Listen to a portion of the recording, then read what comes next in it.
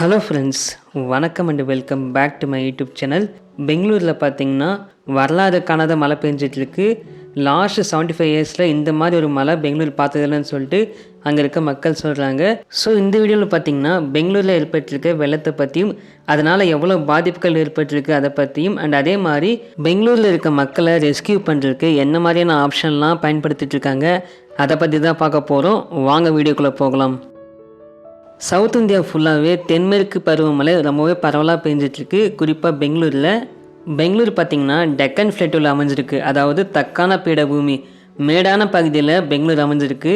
And Bangalore பார்த்திங்கன்னா கடல் மட்டத்திலிருந்து 3000 அடி உயரத்தில் இருக்குது. இதனால் பெங்களூரில் பார்த்திங்கன்னா எவ்வளோ மழை பெஞ்சாலும் அது ஈஸியாக வடிஞ்சிடும். பட் இந்த டைம் பார்த்திங்கன்னா வரலாறு காணாத மழை அண்ட் அவ்வளோ மழை பெஞ்சும் தண்ணி அவ்வளோ சீக்கிரத்தில் வடியவே இல்லை. இதுதான் பெங்களூர் மக்களோட ஒரு மிகப்பெரிய கொஷினாக இருக்குது. பெங்களூரில் பார்த்திங்கன்னா கடந்த ஆகஸ்ட் 31 மழை பெஞ்சிட்ருக்கு.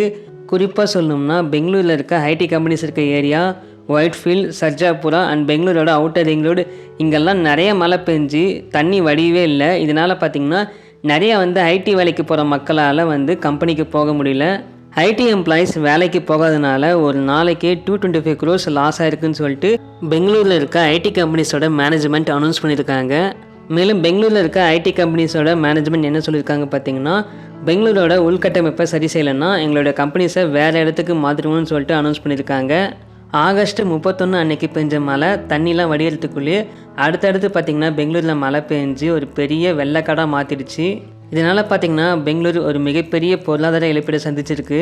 பெங்களூரில் தொடர்ந்து 10 நாளாக மழை பெஞ்சிட்ருக்கிறதுனால பெங்களூரில் இருக்க 164 ஏரியும் ரொம்பிடுச்சு. அண்ட் முக்கியமாக பார்த்திங்கன்னா நிறைய அப்பார்ட்மெண்ட்ஸ்க்கு பாட்டம் சைட்லாம் மழை பெஞ்சு நிறைய வெஹிக்கிள்ஸ்லாம் அடிச்சிட்டு போயிடுச்சு. குறிப்பாக கார், கேப் இந்த மாதிரியான வெஹிக்கிள்ஸ்லாம் மலையில் அடிச்சிட்டு போனதுனால கயிறு கட்டி இழுத்துட்டு வர சுச்சுவேஷனில் இருக்குது. ஸோ ஏன் பெங்களூரில் இவ்வளோ பாதிப்புன்னு கேட்டிங்கன்னா, ஒரு நைட்டில் பெஞ்ச மழை தான் இதுக்கெல்லாம் காரணம். பெங்களூர் டிஸ்ட்ரிக்ட் பார்த்திங்கன்னா கடந்த 5ஆம் தேதி ஒரே நைட்டில் 125 mm அளவுக்கு மழை பெஞ்சிருக்கு. கடந்த 8 வருஷத்தில் ரிஜிஸ்டர் பண்ண மழை அளவில் இதுதான் ஹையஸ்ட் மழை அளவுன்னு சொல்லிட்டு வெதர் ரிப்போர்ட் சொல்கிறாங்க. இதில் சோகமான விஷயம் என்னன்னு கேட்டிங்கன்னா, கர்நாடகா முழுக்க பரவலாக 5 நாளைக்கு கனமழை பெய்யும்னு சொல்லிட்டு வானிலை ஆய்வறிக்கை அனௌன்ஸ் பண்ணியிருக்காங்க. அண்ட் பெங்களூர் சிட்டிக்கு எல்லோ அலர்ட் கொடுத்துருக்காங்க. இதனால் இன்னும் அதிகப்படியான மழை பெய்யறதுக்கு வாய்ப்புகள் இருக்குது. பெங்களூரில் பெஞ்ச மழையினால் ஏற்பட்ட சேதங்கள் பார்த்திங்கன்னா, பெங்களூரில் ஒயிட்ஃபீல்ட் ஏரியாவில் 23 வயசான ஒரு யங் கேர்ள் பார்த்திங்கன்னா 2 வீலரை தள்ளிட்டு போயிருக்காங்க. வெள்ளத்தை கடக்க முயன்றப்ப தண்ணி அடிச்சுட்டு போய் மின்கம்பத்தை பிடிக்கும்போது ஷாக் அடித்து இறந்துட்டாங்க. பெங்களூரில் பார்த்திங்கன்னா சிட்டி உள்ளே ஆகட்டும் இல்லை புறநகர் ஏரியாவாகட்டும் மழை ஃபுல்லாக பேஞ்சு அப்பார்ட்மெண்ட்லாம் கிரவுண்ட் ஃப்ளோர் ஃபுல்லாகவே மூழ்கிடுச்சு. மக்களால் வீட்டை விட்டு வெளியே போக முடியாத சுச்சுவேஷன் ஏற்பட்டிருக்கு. ஐடி கம்பெனிக்கு வேலைக்கு போன எம்ப்ளாயீஸ் இந்த ஃப்ளட்டில் மாட்டிக்கிட்டு வீட்டுக்கு போக முடியாத சுச்சுவேஷன் ஏற்பட்டிருக்கு. அண்ட் பெங்களூரில் முக்கியமான ஏரியாவிலாகட்டும் இல்லை முக்கியமான சாலைகளாகட்டும் தண்ணீர் ஃபுல்லாக சூழ்ந்ததுனால போக்குவரத்து பெரிதாக தடைப்பட்டிருக்கு. அண்ட் கர்நாடகா முதலமைச்சர் பசவராஜ் பொம்மை அவர்கள் பெங்களூரில் ஏற்பட்ட வெள்ள சேதத்தை பார்வையிட்டு ஃபஸ்ட்டு கட்டமாக 300 கோடி பட்ஜெட் வெள்ள நிதிக்காக ஒதுக்கியிருக்காங்க. பெங்களூர் சிட்டிக்குள்ளேயும் புறநகர் ஏரியாவிலையும் அண்ட் சரௌண்டிங்கில் இருக்க வில்லேஜஸ்லையும் அதிகப்படியான மழை பெஞ்சதுனால டிரான்ஸ்போர்ட் பெருசாக கட் ஆகிடுச்சு. இந்த ஃப்ளட் டைமில் டிரான்ஸ்போர்ட்டுக்காக டிராக்டரையும் அண்ட் லப்பர் டியூப் கொண்ட படகையும் யூஸ் பண்ணுறாங்க. டிராக்டரில் பார்த்திங்கன்னா ஒரு பர்சனுக்கு 50 ரூபா வாங்குறாங்க. நிறைய ஐடி எம்ப்ளாயிஸ் டிராக்டரில் ஏறி ஐடி கம்பெனிஸ்க்கு வேலைக்கு போகிறாங்க.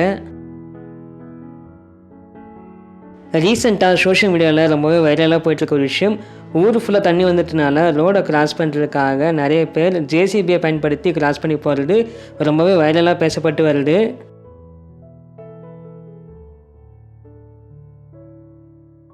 பெங்களூர் ஃப்ளட்னால பெங்களூரில் இருக்க ஸ்கூல் காலேஜஸ்க்கு லீவ் விட்டுருக்காங்க. அண்ட் மிகப்பெரிய கம்பெனிஸும் அவங்களோட ஒர்க்கர்ஸை வீட்டிலேருந்தே வேலை பார்க்கறதுக்கு அனௌன்ஸ் பண்ணியிருக்காங்க. பெங்களூரில் பெஞ்ச மழைனால ஏற்பட்ட சேதத்துக்கு முக்கிய காரணமாக மக்கள் சொல்கிற விஷயம் பார்த்திங்கன்னா, சிட்டிக்குள்ளே ப்ராப்பரான ரெயின் வாட்டர் ட்ரைனேஜ் அமைக்கலை, நீர்நிலைகளை ஆக்கிரமித்து அங்கே பெரிய பில்டிங்ஸ் கட்டினது, சாலையில் தேங்குகிற மழை தண்ணியை ட்ரைன் ஆகிறதுக்கு சரியான உள்கட்டமைப்பு கட்டலை. இதுதான் பெங்களூரில் ஏற்பட்ட சேதத்துக்கு முக்கிய காரணமாக மக்கள் சொல்கிறாங்க. இந்த வீடியோ மூலமாக நான் சொல்ல வர விஷயம் என்னென்னு பார்த்தீங்கன்னா, மழைன்றது இயற்கை உயிரினங்களுக்கு கொடுக்கக்கூடிய ஒரு விஷயம். இயற்கைக்கு முன்னாடி எல்லாருமே ஈக்குவல். இந்த மாதிரியான இயற்கை சேதம் ஏற்படும் போது ஒருத்தர் மேலே ஒருத்தர் குறை சொல்லாமல் எல்லாருமே யூனிட்டியாக இருந்து மக்களுக்கு என்ன அடிப்படை அத்தியாவசிய தேவையோ அதை நிறைவேற்றி தரத்துக்கான முயற்சிகள் எடுத்தால் அதுதான் சரியான விஷயமா இருக்கும்னு நான் நினைக்கிறேன்.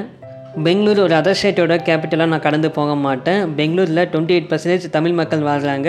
ஸோ பெங்களூரையும் என்னுடைய ஊரை தான் நான் பார்க்குறேன். பெங்களூர் இந்த இயற்கை சேதத்திலிருந்து சீக்கிரமாகவே ரெக்கவரி ஆகுதுன்னு நான் நம்புகிறேன்.